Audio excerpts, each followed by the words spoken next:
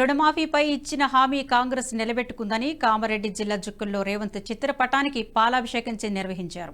రైతులకు ఏకకాలంలో 2 లక్షల రుణమాఫీ చేయడం దేశ చరిత్రలో సువర్ణ అక్షరాలతో లిఖించదగ్గ అంశమన్నారు ఎమ్మెల్యే తోట లక్ష్మీకాంతారావు. రైతన్నలు రుణమాఫీ సంబరాలతో రాష్ట్రమంతటా పండుగ వాతావరణం సంతరించుకుందన్నారు.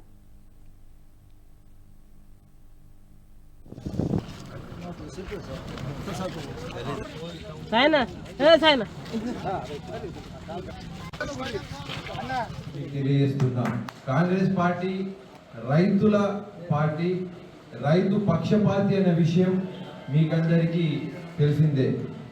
అయితే కాంగ్రెస్ పార్టీ ఎన్నికల కన్నా ముందు చాలా స్పష్టంగా నిర్దిష్టంగా ఒక హామీ ఇవ్వడం జరిగింది. ఆ హామీ ఏంటంటే 2 లక్షల రుణము మేము మాఫీ చేస్తాం అని చెప్పేసి రేవంత్ రెడ్డి గారు స్పష్టంగా మీకు ప్రతి రైతుకి భరోసా ఇచ్చి ప్రతి రైతుకి హామీ ఇవ్వడం జరిగింది. అయితే రేవంత్ రెడ్డి గారు చాలా గట్టిగా ఏం చెప్పిండంటే, మీరు పోయి లోన్ తీసుకోండి. ఏమన్నాడు?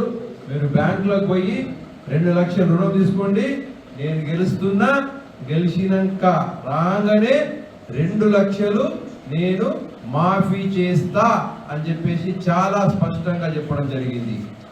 చెప్పిండు, ఈ పొద్దు చేసిండు. ఎంతో